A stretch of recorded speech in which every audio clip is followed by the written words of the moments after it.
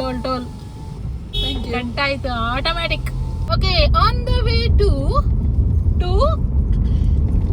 ಹೇಳುದ. Yes. So ನಾವು ಈಗ ಹೊರಟಿದ್ದೇವೆ ಒಂದು ಸೂಪರ್ ಪ್ಲೇಸಿಗೆ. ಅದು ಎಲ್ಲಿ ಅಂತ ಹೇಳಿದ್ರೆ, ನಾವು ಉಡುಪಿಯಲ್ಲಿ ಇದ್ಕೊಂಡು ನಮ್ಮ ಉಡುಪಿಯ ಒಂದು ಗಣ್ಯ ವ್ಯಕ್ತಿಯ ಒಂದು ಸ್ಥಾನವನ್ನ ನಾವು ನೋಡ್ಲೇಬೇಕು. ಯಾಕಂತ ಹೇಳಿದ್ರೆ ದಿಗ್ಗಜರು ಅವರೆಲ್ಲ. ಸೊ ಇವತ್ತು ಯಾಕೋ ಮನ್ಸಾಗ್ತಾ ಇತ್ತು, ಕನ್ನಡದ ಮೇಲಿನ ಅಭಿಮಾನ ಸ್ವಲ್ಪ ಜಾಸ್ತಿ ಆಗ್ತಾ ಇತ್ತು. ಸೊ ಡಾಕ್ಟರ್ ಶಿವರಾಮ ಕಾರಂತ ಅವರ ಥೀಮ್ ಪಾರ್ಕ್ಗೆ ಹೋಗುವ.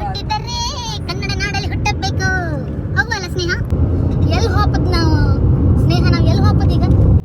ಕೋಟದಂಗೆ ಅಮೃತೇಶ್ವರಿ ದೇವಸ್ಥಾನ ಇತ್ತಲ್ಲ, ಆ ದೇವಸ್ಥಾನದ ಹತ್ರವೇ ಒಂದು ಲೆಫ್ಟಿಗೆ ಒಂದು ರೋಡ್ ಹೋಗ್ತು, ಸರ್ವಿಸ್ ರೋಡ್. ಆ ಸರ್ವಿಸ್ ರೋಡಲ್ಲಿ ಹೋಗಿ ಅಲ್ಲೇ ಸ್ವಲ್ಪ ದೂರದಂಗೆ ಒಂದು ಬೋರ್ಡ್ ಕಾಣುತ್ತೆ, ಅಲ್ಲಿ ಹೋಪ. ಕೋಟ ಅಮೃತೇಶ್ವರಿ ದೇವಸ್ಥಾನದ ಎಡಬದಿಯಲ್ಲಿ ಒಂದು ಪುಟ್ಟ ಕೊಳ ಇದೆ. ಆ ಪುಟ್ಟ ಕೊಳದ ಸಮೀಪದಲ್ಲೇ ಒಂದು ದಾರಿ ಹೋಗ್ತದೆ. ಆ ದಾರಿಯಲ್ಲೇ ನಾವು ಮುಂದೆ ಹೋಗ್ತಾ ಇದ್ದೇವೆ. ಯಾರವಳು? ಅವಳಿಗೆ ಲೆಫ್ಟ್ ಸಿಗುತ್ತಿಲ್ಲ, ರೈಟ್ ಸಿಗುತ್ತಿಲ್ಲ. ಅದನ್ನ ಸುತ್ತ ಹಾಕಿಸ್ತಾ ಇದ್ದಾಳೆ. ಗೂಗಲ್ ಆಂಟಿ ಯಾವಾಗಲೂ ಜಾಸ್ತಿ. ಹೌದು, ಈ ಗೂಗಲ್ ಆಂಟಿ ಅವಸ್ಥೆಯಲ್ಲಿ 2 ಸಲ ಸುತ್ತ ಬರೋದಾಯ್ತು. ಆಂಟಿಯರ ಸಹವಾಸ ಯಾವಾಗಲೂ ತುಂಬಾ ಒಳ್ಳೆಯದಲ್ಲ. ಅವರ ಮನೆ ಒಳಗೆ ಹೋಗ್ತಿದ್ಯಾ? ಇಲ್ಲಿ ಇಲ್ಲಿಯಾ? ಯಾವ್ದೋ ಮನೆ ಕಂಪೌಂಡ್ ಒಳಗೆ ಹೋದಾಗೆ ಉಂಟು. ನೀನು ಸೀದಾ ಕಾರ್ ಹಿಡ್ಕೊಂಡು. ರತ್ನ ಯಾವಾಗಲೂ ಸಮುದ್ರದ ಅಡಿಯಲ್ಲಿರುದು, ಸಮುದ್ರದ ಮೇಲೆ ಕಾಣುದಿಲ್ಲ. ರತ್ನವಾ? ಮತ್ತೆ Nagaratna.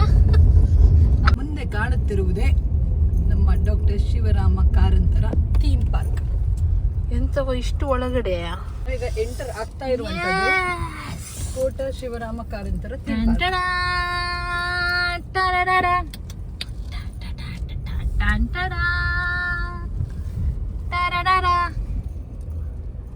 Okay, welcome back to our YouTube channel vintage vibes by gorgeous girls. So ನಾನು ಮತ್ತು ಸ್ನೇಹ ಈಗ ಹೇಳಿದ ಹಾಗೆ doctor Shivaram Karanth theme park ಅಲ್ಲಿ ಇದ್ದೇವೆ. ಅದು ಕೋಟದಲ್ಲಿದೆ ಅಲ್ವಾ? ಸೊ ಇಲ್ಲಿ ನೋಡ್ಬೋದು. ಸೊ ತುಂಬಾ ಇಂಟ್ರೆಸ್ಟಿಂಗ್ ಆಗಿದೆ ಈ ಪಾರ್ಕ್. ಇದುವೇ ನಮ್ಮ ಕಡಲ ತೀರದ ಭಾರ್ಗವ, ನಡೆದಾಡುವ ವಿಶ್ವಕೋಶ ಎಂದೇ ಪ್ರಖ್ಯಾತರಾಗಿದ್ದಂತಹ ಕನ್ನಡದ ಜ್ಞಾನಪೀಠ ಪ್ರಶಸ್ತಿ ಪುರಸ್ಕೃತ ಸಾಹಿತಿ, ಕಾದಂಬರಿಕಾರ, ನಾಟಕಕಾರ, ವೈಜ್ಞಾನಿಕ ಬರಹಗಾರ, ಮುಖ್ಯವಾಗಿ ನಮ್ಮ ಕಾರಂತಜ್ಜ ಎಂದೇ ಪ್ರಖ್ಯಾತರಾಗಿದ್ದಂತಹ ಡಾಕ್ಟರ್ ಶಿವರಾಮ ಕಾರಂತರ ಥೀಮ್ ಪಾರ್ಕ್. ಇದು ಶಿವರಾಮ್ ಕಾರಂತ್ ಆರ್ಟ್ ಗ್ಯಾಲರಿ ಏನಿದೆ ಅದರ ಕಾರ್ಯಾಲಯ. ಸೊ ನಾವೀಗ ಕಾರ್ಯಾಲಯದ ಒಳಗೆ ಹೋಗ್ತಾ ಇದ್ದೇವೆ. ಇಲ್ಲಿ ನಾವು ನೋಡ್ಬೋದು ಕನ್ನಡದ ಸಾಹಿತ್ಯ ಪರಂಪರೆಗೆ ಜ್ಞಾನಪೀಠ ಪ್ರಶಸ್ತಿಯನ್ನ ತಂದುಕೊಟ್ಟಂತಹ 8 ಜ್ಞಾನಪೀಠ ಪ್ರಶಸ್ತಿ ಪುರಸ್ಕೃತರ ಪ್ರತಿಮೆಗಳು. ಕೆ.ವಿ. ಪುಟ್ಟಪ್ಪ ಅಂದರೆ ಕುವೆಂಪು ಅವರು, ದ.ರಾ ಬೇಂದ್ರೆಯವರು, ಶಿವರಾಮ ಕಾರಂತರು, ಮಾಸೆ ವೆಂಕಟೇಶ ಅಯ್ಯಂಗಾರ್, ವಿ.ಕೃ. ಗೋಕಾಕ್, ಯು.ಆರ್. ಅನಂತಮೂರ್ತಿ, ಗಿರೀಶ್ ಕಾರ್ನಾಡ್ ಹಾಗೂ ಚಂದ್ರಶೇಖರ ಕಂಬಾರರು ಈ ಜ್ಞಾನಪೀಠ ಪ್ರಶಸ್ತಿಯ ಪುರಸ್ಕೃತರು. ಇವರು ನಮ್ಮ ಕನ್ನಡ ಭಾಷೆಯ ಸೌಂದರ್ಯಕ್ಕೆ, ಹಿರಿಮೆಗೆ ಮತ್ತೊಂದು ಗರಿಮೆ. ಕವಿ, ಸಾಹಿತಿ, ಕಾದಂಬರಿಕಾರ, ನಾಟಕಕಾರ, ಪರಿಸರವಾದಿಯಾಗಿದ್ದ ನಮ್ಮ ಕಾರಂತರು ಯಕ್ಷಗಾನ ರಂಗಭೂಮಿ ಕಲಾವಿದರೂ ಹೌದು. ಯಕ್ಷಗಾನ ತಂಡಗಳನ್ನು ಕಟ್ಟಿಕೊಂಡು ದೇಶ ವಿದೇಶಗಳಲ್ಲಿ ಯಕ್ಷಗಾನವನ್ನು ಪ್ರಚುರಪಡಿಸಲು ಪ್ರಯತ್ನಿಸಿದವರು ಹೌದು. ವಿಶೇಷವಾಗಿ ನಾವಿಲ್ಲಿ ನೋಡಬೇಕಾಗಿರುವಂಥದ್ದು ಇಷ್ಟೆಲ್ಲ ಚಿತ್ರಕಲೆಗಳನ್ನು ನಾವಿಲ್ಲಿ ನೋಡ್ಬೋದು. ಈ ಚಿತ್ರಕಲೆಗಳು ಕ್ರಿಯೇಟಿವ್ ಸ್ಕೂಲ್ ಆಫ್ ಆರ್ಟ್ ಅಂತ. ಇಲ್ಲಿ ಮಕ್ಕಳಿಗೆ, ಚಿಕ್ಕ ಮಕ್ಕಳಿಂದ ಹಿಡಿದು ಇಂಟ್ರೆಸ್ಟೆಡ್ ಇರುವ ಎಲ್ಲ ಮಕ್ಕಳಿಗೆ ಕೂಡ ಇವರೊಂದು ಈ ಚಿತ್ರಕಲಾ ಕ್ಲಾಸನ್ನು ಮಾಡ್ತಾರೆ. ಆ ಕ್ಲಾಸಲ್ಲಿ ಮಕ್ಕಳು ಮಾಡಿದಂತಹ ಒಂದು ವಿಭಿನ್ನ ರೀತಿಯ ಅವರ ಒಂದು ಕ್ರಿಯಾತ್ಮಕವಾಗಿರುವಂತಹ ಚಿತ್ರಕಲೆಯನ್ನು ಪ್ರದರ್ಶಿಸಿದ್ದಾರೆ. ಇಲ್ಲೊಬ್ಬ ಕಲಾವಿದ ತನ್ನ ಚಿತ್ರಕಲಾಸಕ್ತಿಯನ್ನು ಕಾರಂತರ ಚಿತ್ರವನ್ನು ಬಿಡಿಸುವುದರಲ್ಲಿ ಅಭಿವ್ಯಕ್ತಗೊಳಿಸಿದ್ದಾನೆ. ಅಷ್ಟೇ ಅಲ್ಲ, ಇಲ್ಲಿ ಬಹಳಷ್ಟು ಚಿತ್ರಕಲಾವಿದರು ತಮ್ಮ ಕಲಾಕುಂಜದಲ್ಲಿ ವೈಶಿಷ್ಟ್ಯವಾದ ಕ್ರಿಯಾತ್ಮಕವಾಗಿರುವಂತಹ ತಮ್ಮ ಚಿತ್ರಕಲೆಯನ್ನು ಅಭಿವ್ಯಕ್ತಗೊಳಿಸಿದ್ದಾರೆ. ಇಲ್ಲಿ ನಾವು ನೋಡ್ಬೋದು ಡಾಕ್ಟರ್ ಶಿವರಾಮ ಕಾರಂತ ಹುಟ್ಟೂರ ಪ್ರಶಸ್ತಿ 2005ರಿಂದ 2023ರವರೆಗೆ ಈ ಹುಟ್ಟೂರ ಪ್ರಶಸ್ತಿಯನ್ನು ಇವಾಗಲೇ ನೀಡಿದ್ದಾರೆ. ವೀರಪ್ಪ ಮೊಯ್ಲಿ ಅವರಿಗಿರ್ಬೋದು, ವೆಂಕಟಾಚಲಯ್ಯ, ರಾಮಕೃಷ್ಣ ಹಂದೆ, ರವಿ ಬೆಳಗೆರೆ, ಚಿಟ್ಟಾಣಿ ರಾಮಚಂದ್ರ ಹೆಗ್ಡೆ, ಜಯಂತ ಕಾಯ್ಕಿಣಿ, ಮೋಹನ್ ಆಳ್ವ, ಕವಿತಾ ಮಿತ್ರ, ಶ್ರೀ ಪಡ್ರೆ ಅವರಿಗೆ, ಹಾಗೆ ಬಿ ಜಯಶ್ರೀ, ಸಾಲುಮರದ ತಿಮ್ಮಕ್ಕ, ವಿ.ಎಂ. ಹೆಗ್ಡೆ, ಗಿರೀಶ್ ಕಾಸರವಳ್ಳಿ, ಸದಾನಂದ ಸುವರ್ಣ ಮತ್ತಷ್ಟು ಕಲಾವಿದರಿಗೆ, ಕಲಾಸಕ್ತರಿಗೆ ಈ ಒಂದು ಪ್ರಶಸ್ತಿಯನ್ನು ಕೊಡಮಾಡಲಾಗ್ತದೆ. ಇದು ನಮ್ಮ ಕಡಲ ತೀರದ ಭಾರ್ಗವ ಜ್ಞಾನಪೀಠ ಪ್ರಶಸ್ತಿ ಪುರಸ್ಕೃತ ಡಾಕ್ಟರ್ ಶಿವರಾಮ ಕಾರಂತರ ಸ್ಮರಣಾರ್ಥ ಭಾರತೀಯ ಅಂಚೆ ಇಲಾಖೆಯವರು ಅಕ್ಟೋಬರ್ 10, 2003 ಕೋಟದಲ್ಲಿ ಬಿಡುಗಡೆಗೊಳಿಸಿರುವಂತಹ ವಿಶೇಷವಾದ ಅಂಚೆ ಚೀಟಿ. ಈಗ ನಾವು ಹೋಗ್ತಾ ಇರುವಂಥದ್ದು ಡಾಕ್ಟರ್ ಶಿವರಾಮ್ ಕಾರಂತರ ಕೃತಿ ಪ್ರಪಂಚ.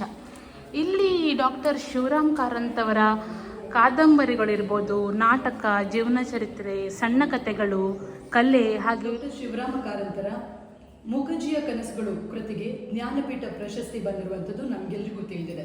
ಆದರೆ ಈ ಮೂಕಜ್ಜಿಯ ಕನಸುಗಳನ್ನ ಆ ಒಂದು ಕಾದಂಬರಿಯಲ್ಲಿ ಏನಿದೆ ಹೇಳುವುದನ್ನ ಇಲ್ಲಿ ಬಿತ್ತರಗೊಳಿಸಿದ್ದಾರೆ ನೋಡಿ.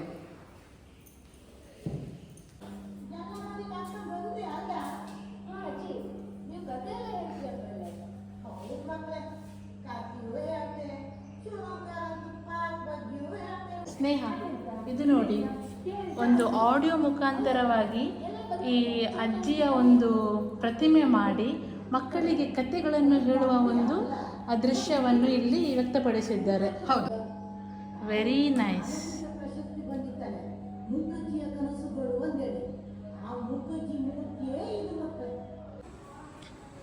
ಇದು ಈ ಥೀಮ್ ಪಾರ್ಕ್ನ ಒಂದು aerial view. Wow, this is so beautiful. ನೋಡಿ, ತುಂಬ ಸಣ್ಣ ಜಾಗದಲ್ಲಿ ಇಷ್ಟೊಂದು ಚಂದವಾಗಿ ಈ ಒಂದು ಥೀಮ್ ಪಾರ್ಕನ್ನು ಮಾಡಿದ್ದಾರೆ. ಇದು ನೋಡಿ, ಇದು ನಮ್ಮ ಕಲಾವಿದರಿಗೆ ಮುಖ್ಯವಾಗಿ ಬೇಕಾಗಿರುವಂತಹ ಒಂದು ವೇದಿಕೆ. ಅದು ಕೂಡ ಹೊರಾಂಗಣ ವೇದಿಕೆ, ಓಪನ್ ಸ್ಟೇಜ್ ಅಂತ ಹೇಳ್ಬೋದು.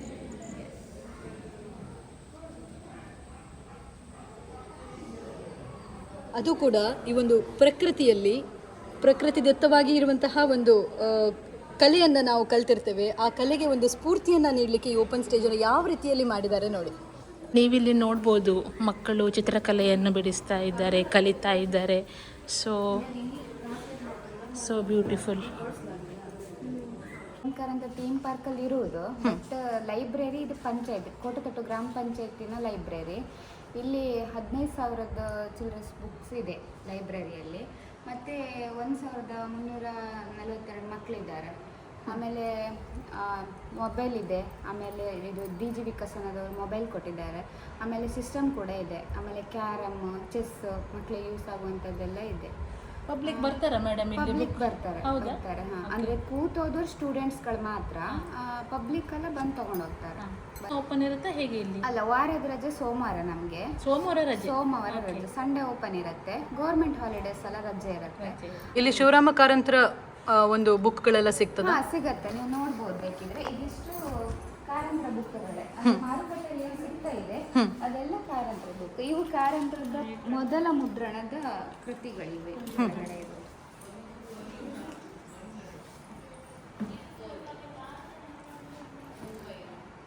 ಶಿವರಾಮ್ ಕಾರಂತರ ಸಾಹಿತ್ಯ ಶ್ರೇಣಿಯಂತೆ. ಹಾಗೆ ಇಲ್ಲಿ ಬಹಳಷ್ಟು ಪುಸ್ತಕಗಳನ್ನು ನಾವು ನೋಡ್ಬೋದು. ಶಿವರಾಮ ಕಾರಂತರು ಬರೆದಿರುವಂತಹ ಬಹಳಷ್ಟು ಎಲ್ಲ ಬುಕ್ಗಳ ಒಂದು ಸಂಗ್ರಹವನ್ನು ನಾವು ನೋಡ್ಬೋದು. ಅಷ್ಟೇ ಅಲ್ಲ, ಕಿರಿಯರಿಂದ ಹಿರಿಯರು ಓದುವ ಕತೆ, ಕಾದಂಬರಿಗಳು, ಹವ್ಯಾಸಿ ಲೇಖನಗಳು, ಪುಸ್ತಕಗಳು ಇಲ್ಲಿ ಲಭ್ಯವಿದೆ. ಶಾಲಾ ವಿದ್ಯಾರ್ಥಿಗಳಿಗೆ ಬೇಕಾಗಿರುವಂತಹ ಶೈಕ್ಷಣಿಕ ಪುಸ್ತಕಗಳ ಸಂಗ್ರಹವೂ ಇಲ್ಲಿದೆ.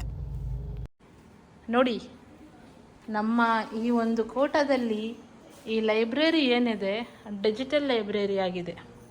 ಸೊ ಎಷ್ಟು ಅಡ್ವಾನ್ಸ್ಡ್ ಇದ್ದಾರೆ ಅಲ್ವಾ? ಈಗ ಗ್ರಾಮ DG ವಿಕಾಸನ. ಈಗ ಎಲ್ಲ ಮಕ್ಕಳು ಪುಸ್ತಕವೇ ಹಿಡಿಯುವುದಿಲ್ಲ ಸ್ನೇಹ. ನಮಗೆ ಪುಸ್ತಕ ಇಲ್ಲದಿದ್ರೆ ಎಕ್ಸಾಮಿಗೆ ಬರೀಲಿಕ್ಕೆ ಆಗ್ತಿರ್ಲಿಲ್ಲ. ವಿಶೇಷ ಹೇಳಿದರೆ ಈ ಪುಸ್ತಕದಲ್ಲಿ ಓದಿ ಏನು ನಾವು ಒಂದು ವಿಷಯ ಅರ್ಥ ಮಾಡ್ಕೊಳ್ತೇವೆ, ಅದು ನನ್ನ ಪ್ರಕಾರ ಕೊನೆ ತನಕ ಮನಸ್ಸಲ್ಲಿ ಉಳ್ಕೊಳ್ತದೆ. Yes, beautiful library. So all of you must visit. ಎಲ್ಲರೂ ಬರಬೇಕು ಇಲ್ಲಿ. ನಮ್ಮ ಗ್ರಂಥಾಲಯ ಚಿಗುರಿದ ಕನಸು ಅಂತ ಹೇಳಿ ಕಾರಂತರ ಒಂದು ಗ್ರಂಥಾಲಯ ಇದೆ. ಇದು ಪಂಚಾಯತ್ನವರು ನಡೆಸ್ತಾ ಇದ್ರು ಕೂಡ. ಇಲ್ಲಿ ಮಕ್ಕಳು ಕೂಡ ಎಷ್ಟು ರೀತಿಯ ಒಂದು ಅದರ ಪ್ರಯೋಜನವನ್ನು ಪಡ್ಕೊಳ್ತಾ ಇದ್ದಾರೆ ನೋಡಿ. ನಾವು 2-3 ವರ್ಷ ಆಗಿದೆ. 2-3 ವರ್ಷದಿಂದ ಬರ್ತೀರಿ. ಇಲ್ಲಿ ಬಂದು ನಿಮಗೆ ಬುಕ್ಸ್ ಎಲ್ಲ ಸಿಗ್ತದೆ? ಬುಕ್ಸ್ ಸಿಗ್ತದೆ. ಆಮೇಲೆ ರೆಫರೆನ್ಸಿಗೆ ಬುಕ್ಸ್ ಇತ್ತು. ಇಲ್ಲ ನಮಗೆ ನೋಟ್ಸ್ ರೆಫರ್ ಮಾಡೋದಿದ್ರೆ ಅದು ಎಲ್ಲ ಸಿಗ್ತದೆ. ಏನಾದರೂ ಬೇಕು ಅಂತ ಹೇಳಿದ್ರೆ ಡಿಜಿಟಲ್ ಆಗಿ ಕೂಡ ಸಿಗ್ತದೆ. Such an beautiful theatre. ಇಂತಹ ಒಂದು ಥಿಯೇಟರ್ ಇದೆ ಅಂತ ಹೇಳಿ ಈ ಥಿಯೇಟರ್ ಪ್ಲೇಸ್ ಏನಿದೆ, ಶಿವರಾಮ್ ಕಾರಂತರ ಈ ಪ್ಲೇಸ್, ಡ್ರಾಮಾಸ್, ಸ್ಕಿಟ್ಸ್ ಏನೆಲ್ಲ ಇದೆ, ಹೌದು, ಇಲ್ಲಿ ಅದನ್ನು ಆ್ಯಕ್ಟ್ ಮಾಡೋದಿರ್ಬೋದು ಅಥವಾ ಇಲ್ಲಿ ಯಾವುದೇ ಅವರ ಈ ಪ್ರೋಗ್ರಾಮ್ಸ್ಗಳನ್ನು ನಡೆಸೋದು. ಸ್ನೇಹ ಎಂತ ಅಜ್ಜಿ ಕತೆ ಹೇಳ್ತಿದ್ದಾರೆ? ನೀನು ಕತೆ ಕೇಳ್ತಿದ್ದೀಯಾ? ನನಗೆ ಅಜ್ಜಿ ಕತೆ ಹೇಳೋದನ್ನು ಕೇಳಲಿಕ್ಕೆ ಇಷ್ಟ. ನನಗೆ ನೋಡಾಗ ನೋಡಿ ಎಷ್ಟು ಜನ ಮಕ್ಕಳು ಕೂತ್ಕೊಂಡಿದ್ದಾರೆ. ನನಗೆ ಖುಷಿ ಆಯ್ತಾಯ್ತಾ? ಅಜ್ಜಿ ಕತೆ ಹೇಳೋದನ್ನು ಕೇಳಲಿಕ್ಕೆ ಎಷ್ಟು ಖುಷಿ ಆಗ್ತದೆ ಗೊತ್ತಾ? ಹೌದು. ನೀನು ಒಂದು ಅಜ್ಜಿ ಹೇಳಿದ ಕಥೆಯನ್ನು ಇನ್ನೊಂದು ಹೌದಲ್ಲ?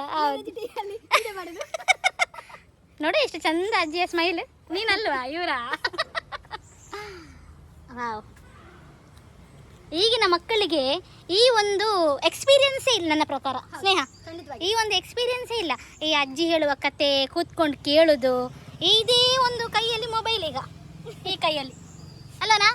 ಮಾತಾಡ ಮಾತಾಡ ಅಜ್ಜಿ, ಓಯ್ ಮಾತಾಡ. Wow, super super super. ಇದೆಲ್ಲ ಅದಕ್ಕೆ ನಾನು ಹೇಳಿದ್ದು, ಮಕ್ಕಳು ಇಲ್ಲಿ ಬರಬೇಕು. ನಮ್ಮ ಕಾರಂತರ ಆತ್ಮಕಥನ ಹುಚ್ಚು ಮನಸ್ಸಿನ 10 ಮುಖಗಳು ಹಾಗೂ ಜ್ಞಾನಪೀಠ ಪ್ರಶಸ್ತಿ ಪುರಸ್ಕೃತ ಕೃತಿ ಮುಖರ್ಜಿಯ ಕನಸುಗಳು ಇವುಗಳಿಗೆ ಗೌರವದ ಸೂಚಕ ಅಂತ ಹೇಳ್ಬೋದು. ಇಲ್ಲಿನ ಒಂದು ವಾತಾವರಣವನ್ನು ನೋಡಿದರೆ ಬರೀ ಹೊರಾಂಗಣ ವೇದಿಕೆ ಮಾತ್ರವಲ್ಲ, ಸಂಗೀತದ ಒಂದು ಕಾರಂಜಿಯನ್ನು ಕೂಡ ನಾವು ಸಂಜೆಯ ಸಮಯದಲ್ಲಿ ಇಲ್ಲಿ ಸವಿಬಹುದು ಅಂತ ಹೇಳುವುದು ಮತ್ತೊಂದು ವಿಶೇಷ.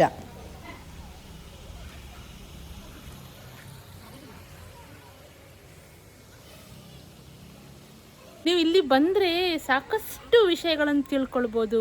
ಅವರ ಕಾದಂಬರಿಗಳು, ಕವನಗಳು, ಲೇಖನಗಳು, ಕೃತಿಗಳು, ಅವರ ನಾಟಕಗಳು. ಅದೇ ರೀತಿಯಾಗಿ ಇಲ್ಲಿ ಗ್ರಂಥಾಲಯ ಇದೆ, ಚಿತ್ರಕಲಾ ಕ್ಲಾಸ್ಗಳು ನಡೀತವೆ, ಯಕ್ಷಗಾನ ಕ್ಲಾಸ್ ಇರ್ಬೋದು. ಜನರಿಗೆ ಒಂದು ಉಪಯುಕ್ತವಾದ ಮಾಹಿತಿ ಕೂಡ ಇಲ್ಲಿ ಸಿಗ್ತದೆ. ಯಾಕಂದ್ರೆ ಒಂದು ಸಾಹಿತ್ಯದಲ್ಲಿ ಬೆಳೆಯುವುದು ಅಂತ ಹೇಳಿದ್ರೆ ಅಷ್ಟು ಸುಲಭದ ವಿಷಯ ಏನಲ್ಲ.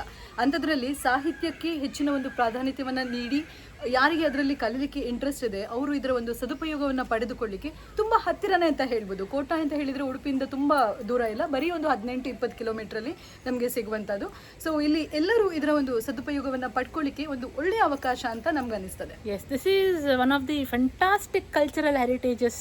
ನಮ್ಮ ಉಡುಪಿಯಲ್ಲಿ ಇದೊಂದು ಇದೆ ಅಂತ ಹೇಳಿದ್ರೆ ನಾವು ತುಂಬಾ ಹೆಮ್ಮೆ ಪಡಬೇಕು. ಸೊ ಇಂಥ ಮಹಾನುಭಾವರು ನಮ್ಮ ಈ ಉಡುಪಿ ಜಿಲ್ಲೆಯಲ್ಲಿ ಜನಿಸಿರುತ್ತಾರೆ ಅಂತ ಹೇಳೋದಕ್ಕೆ ಜ್ಞಾನಪೀಠ ಪ್ರಶಸ್ತಿ ಲಭಿಸಿದೆ, ಪದ್ಮಭೂಷಣ ಪ್ರಶಸ್ತಿ ಲಭಿಸಿದೆ, ಪಂಪ ಪ್ರಶಸ್ತಿ ಇದೆ.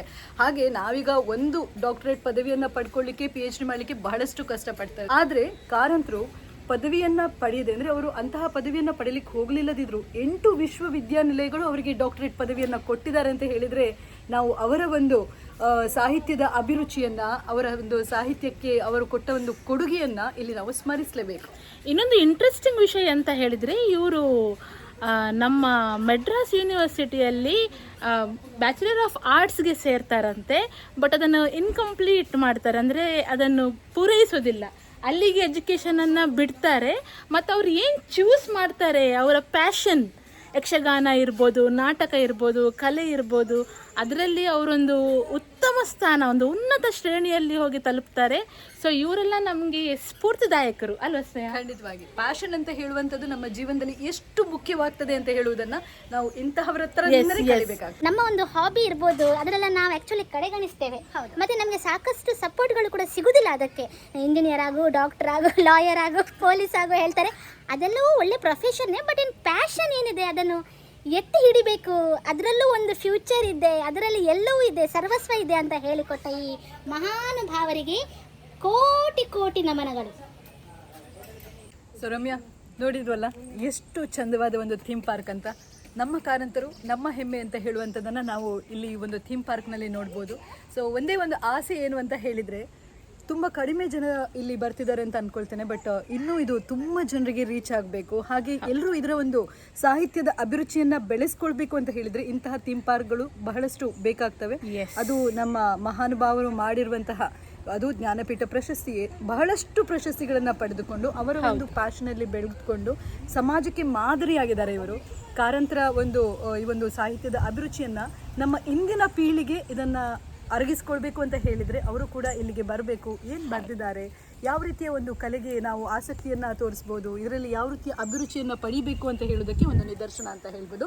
ಸೊ ನಾವು ನಮ್ಮ ಇಂದಿನ ವ್ಲಾಗ್ನಲ್ಲಿ ಇದರ ಬಗ್ಗೆ ನಿಮಗೆ ತಿಳಿಸಿಕೊಟ್ಟಿದ್ದೇವೆ. ಸೊ ನೀವು ಕೂಡ ಇಲ್ಲಿ ವಿಸಿಟ್ ಮಾಡಿ ನಮ್ಮ ಕಾರಂತರು ನಮ್ಮ ಹೆಮ್ಮೆ ಹೇಳೋದನ್ನು ನಾವು ಅರ್ಥಕೊಳ್ಳೋಣ.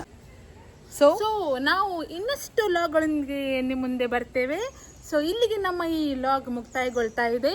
Signing off. Vintage Vibes by Gorgeous Girls.